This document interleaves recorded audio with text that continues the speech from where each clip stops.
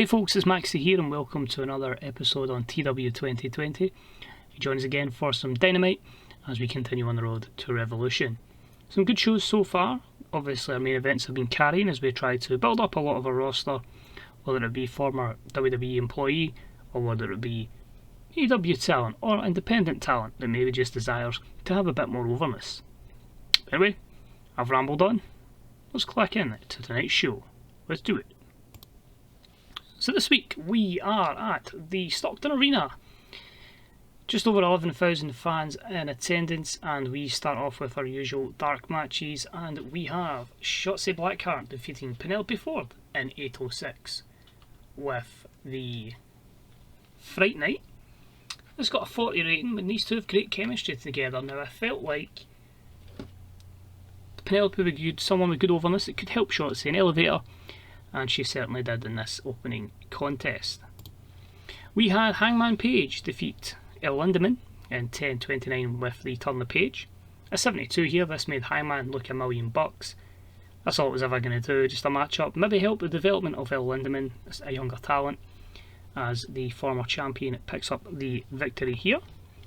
Moving not long, we had the EU defeat the recruitment specialists in 14:26 when Miro pinned Alex Reynolds with a bullplex. 57, obviously the far better performance here was always going to be in the case of the baby faces, but generally happy with that. As I say, it gives Silver and Reynolds a good match up against a good team. We had Anna Jay defeat Jamie Hayter in 840 by pinfall at 37, as we just continue to build on Anna Jay's experience. And Shinsuke Nakamura defeated Kip Sabian in 905 with a Kinshasa. 60, 67 plays a 37. Kip Sage though, shouldn't worry about this because he's plenty of time to develop. On the show itself, and we start in the ring with Chris Jericho and Maxwell Jacob Friedman for our 100 rated promo segment. In this one, Jericho calls MJF out for his social media comments that circulated in the game. He had some very interesting political views, and I'm a wee bit worried with that social media storm. But basically MJF just continues to call Jericho a has-been, and Chris says, we'll see who's still, if I'm a has-been, even though I'm double your age, I've got double the experience. Well, I've got more experience than you've got life experience, and I'll show you if I'm really past it. So 100 there, as Jericho and MJF start the show. Then have the announcers confirm our main event for the evening as the TNT champion Fergal Devitt, Prince Devitt of course, teams with Chris Jericho to face the AEW champion Cody and MJF. So while those two coexist, they've had a lot of issues in the past, and that was a 67 rated segment. We then had Ricky Starks sweet talk Mick Foley into confirming that the TNT championship match that he deserves and he's earned against Prince Devitt will now take place at AEW Revolution in 2 weeks' time. So Foley's like, do you know what? I'm all about giving opportunities. We'll give you an opportunity in the spotlight. You did earn it. So that match is now official. 69. We had a match that had good wrestling and a decent reaction from the crowd, as Will Ospreay defeated Stu Grayson in 10:47 with a Stormbreaker. An 82 here, Ospreay with a sensational performance in the 94. Both guys with great chemistry, and that showed in their performances. As Ospreay heads to the back, he bumps into Tyler Bate and Trent Seven, obviously all from the UK, all from Britain, and they all shake hands and he wishes Seven and Bate luck in their upcoming match. 67. They were in action against the Butcher and the Blade, and it was about the terrible wrestling and non-existent crowd heat as British Strong Style defeat the Butcher and the Blade. Sorry, Butcher and Blade, I don't like these, but I need someone to put people over. When Tyler Bate pinned the Blade in 7:44 with a Tyler Driver 97. Butcher's the weak link. I'm sorry, Andy, but a 59 and a good win for British Strong Style. Then if Toni Storm says she's getting ready and preparing for her rematch with Mercedes Varnado, she admits obviously that, well, Mercedes has the fashion empire, she didn't need them against her, which she's going to make sure she's on her A game, she reclaims that championship, because she has to be wary of the fashion empire. So a 69 promo for Toni. It was Toni time as she took on Zoe Lucas, and she wins in 7:07 with the strong zero. Unfortunately, both ladies didn't click together, and this resulted in a 49 performance, but still a nice showcase for Zoe Lucas on national television, and Toni Storm again picks up momentum. Moving along, Eddie Kingston is going to be on colour commentary for the next matchup, as the Young Bucks will be in action against Peter Avalon and Luster from Kingston's Paradise. So that was a 40, and their matchup, oh my word, actually delivered. Wow. The Bucks took Peter Avalon and Luster to an 80, and that's just a normal booked match. That wasn't even steal the show. So a decent matchup. The Young Bucks obviously defeat Avalon and Luster in 9:39, and yeah, that genuinely could have main evented, which is mind blowing. But that'll continue that feud anyway. Moving along, we have Shayna Baszler, and she is confirmed tonight. Not only is this her partner, but this is going to be her protege. Not in game, just I felt like possibly would have a connection, these two. Both look like they could probably kick your ass quite severely. But I feel like this could be a good pairing together. So alongside Shayna Baszler, the cocky youth, legitimate athlete, Layla Hirsch, and that is a 55. They were in action against Flyer and Flavor, and the abysmal matchup saw Shayna Baszler and Layla Hirsch pick up the win in 7:30 when Layla submitted Kiera Hogan. So Shayna's head and shoulders above the rest. I just feel that is a tandem that works for me. I think they both, obviously, one's in MMA, one's like I think it's like a good wrestling background, I think, but I feel those two would mesh well together and adds a bit more depth to our tag division. So it's a 53. We then had a bit of a confrontation backstage between Darby Allin and Sir Brody Lee, still arguing over the result of last week's main event and just over the direction of the Dark Order.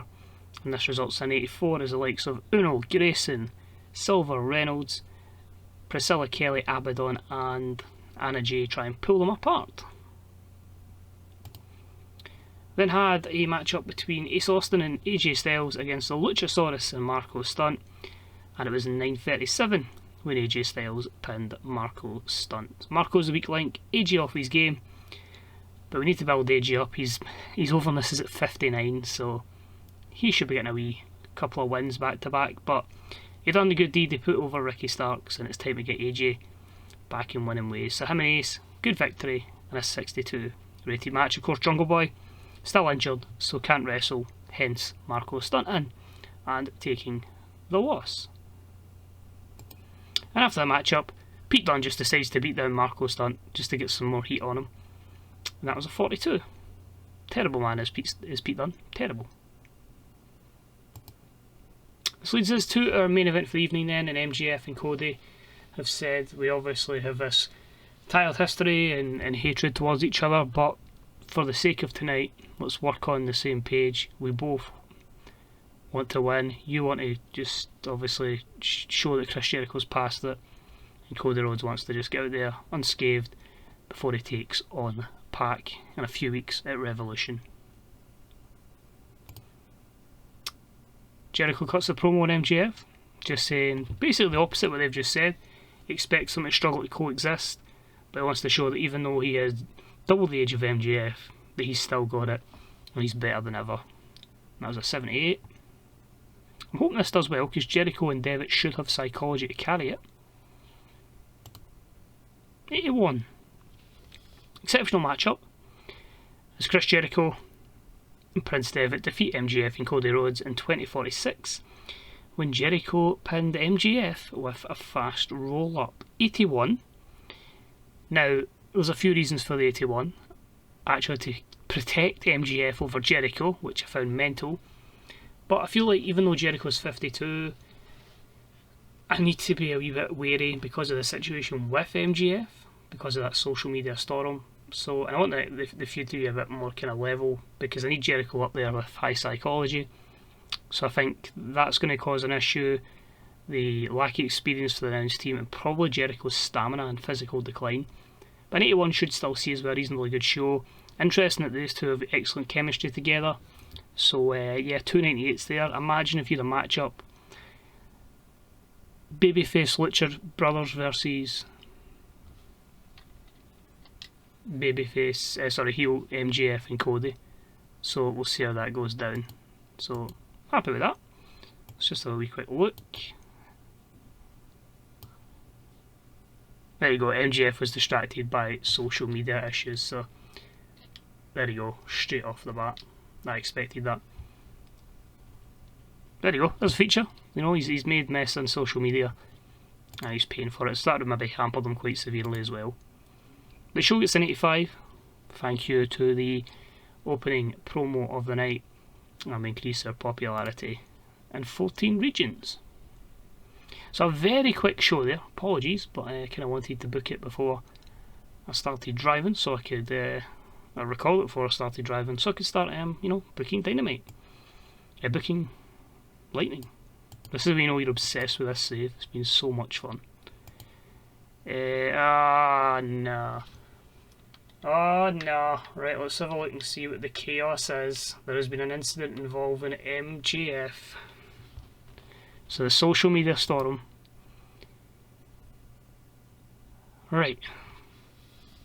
Maxwell Jacob Friedman has become involved in a social media storm after posting a political rant. There is some pressure on AEW to react. We can ignore, support, attack, distance, appease and sacrifice. Now admittedly I've not had this up too often. I think he's on a long-term contract. But there you can see the social media storm. And you can see there how over he is for us in the US. So that's a wee bit interesting as well. He is on a 7-year contract, so we can't exactly fire him. So I think what we're going to do then, so he's just recently signed that, is we will